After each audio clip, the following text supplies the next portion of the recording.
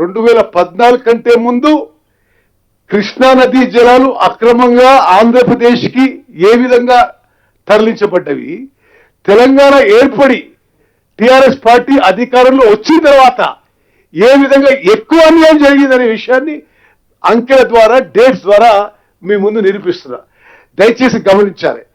కృష్ణా నదీ జలాల్లో తెలంగాణ ఏర్పడ్డాక టిఆర్ఎస్ ప్రభుత్వం వచ్చిన తర్వాత ఎక్కువ కృష్ణా నదీ జలాలు ఆంధ్రాకి, రాయలసీమకి అవుట్ ఆఫ్ బేసిన్ తరలింపుకి ఇన్ఫ్రాస్ట్రక్చర్ క్రియేట్ చేయబడింది, తీసుకుపోతున్నారు.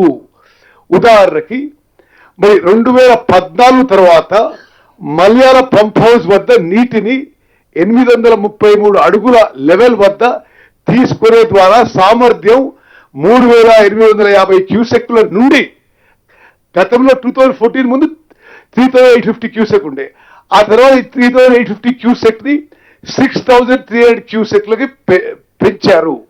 అదేవిధంగా ఇంకొక స్కీమ్ కట్టుకొని ముచ్చిమరి పంప్ హౌస్ వద్ద శ్రీశైలం బాటమ్ లెవెల్లో, ఫ్లోర్ లెవెల్లో 798 అడుగుల లెవెల్ వద్ద నీటిని తీసుకునే సామర్థ్యం గతంలో 3850 క్యూసెక్లు ఉంటే అది కూడా టిఆర్ఎస్ ఇక్కడ అధికారంలో ఉండగా 3850 క్యూసెక్స్ నుంచి 6300 క్యూసెక్స్ కి పెంచుకోవడం జరిగింది.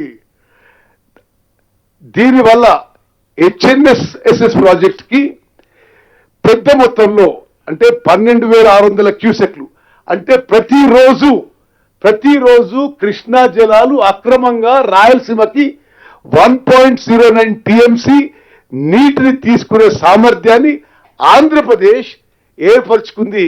ఎప్పుడు ఏర్పరచుకుంది? ఇక్కడ టిఆర్ఎస్ అధికారంలో ఉండగా. ఈ పథకాన్ని 8 సెప్టెంబర్ 2017న ఆనాటి ఆంధ్రప్రదేశ్ ముఖ్యమంత్రి ఈ పథకాన్ని ప్రారంభించారు. నెక్స్ట్ చంద్రబాబు నాయుడు గారు జస్ట్ గో బ్యాక్ 2017 సెప్టెంబర్లో చంద్రబాబు నాయుడు గారు ఈ ఎన్హాన్స్ కెపాసిటీని ప్రారంభించుకున్నారు. నెక్స్ట్ అదేవిధంగా పోతిరెడ్డిపాడు హెడ్ రెగ్యులేటర్ గురించి మాట్లాడదాం. 2014 కంటే ముందు అప్పటి కాంగ్రెస్ ప్రభుత్వంలో పోతిరెడ్డిపాడు హెడ్ రెగ్యులేటర్ కెపాసిటీ 44,000 క్యూసెక్లు ఉండేది. తెలంగాణ ఏర్పడి టిఆర్ఎస్ గవర్నమెంట్ అధికారంలో వచ్చిన తర్వాత Pothireddypadu head regulator capacity GO 203 ప్రకారం ఒకటి ఇంకా కెపాసిటీ పెంచుకుంటూ లైనింగ్ తో సహా గతంలో 44,000 క్యూసెక్లు ఉన్నదాన్ని 92,000 క్యూసెక్లకి ఆంధ్రప్రదేశ్ పెంచుకున్నది. దయచేసి మీరు గమనించాలి. ఇది టిఆర్ఎస్ అధికారంలో వచ్చిన తర్వాత కృష్ణా నదీ జలాలు పోతిరెడ్డిపాడు హెడ్ రెగ్యులేటర్లో 44,000 క్యూసెక్ల నుంచి 92,000 క్యూసెక్లకు పెంచుకోవడం జరిగింది. ఆంధ్రప్రదేశ్ ముఖ్యమంత్రి జగన్మోహన్ రెడ్డి గారు మే 2019న, జనవరి 2020, జూన్ 2020లో ప్రగతి భవన్లో తెలంగాణ ముఖ్యమంత్రిని పలుమార్లు కలిశారు. గోదావరి మరియు కృష్ణా జలాన్ని వినియోగించుకోవడంపై చర్చించారు. ఈ చర్చల పర్యవసనమే శ్రీశైలం బ్యాక్ వాటర్ నుంచి కృష్ణా నదీ జలాలు 2-3 ఆంధ్రప్రదేశ్కి అక్రమంగా తరలించడానికి ఇన్ఫ్రాస్ట్రక్చర్ క్రియేట్ చేయబడింది. అదేవిధంగా రాయలసీమ లిఫ్ట్ ఇరిగేషన్ స్కీమ్ పూర్తిగా పనిచేసిన తర్వాత శ్రీశైలం వద్ద జలాశయం దిగువన అంటే శ్రీశైలం లోయెస్ట్ పాయింట్ నుంచి తీసుకోబోతున్నారు.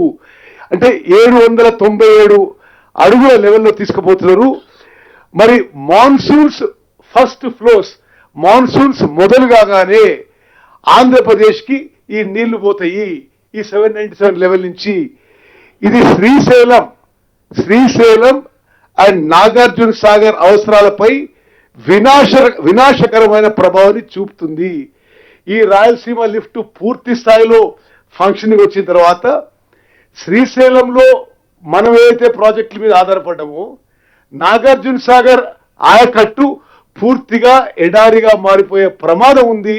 ఇది ఈ మొత్తం ఇన్ఫ్రాస్ట్రక్చర్ కూడా టిఆర్ఎస్ గవర్నమెంట్ లో ఏర్పాటు చేసుకునే విషయంలో మరి మనం అందరం కూడా అర్థం చేసుకొని ప్రజల్లోకి తీసుకుపోవాలని చెప్పి విజ్ఞప్తి చేస్తున్నాను.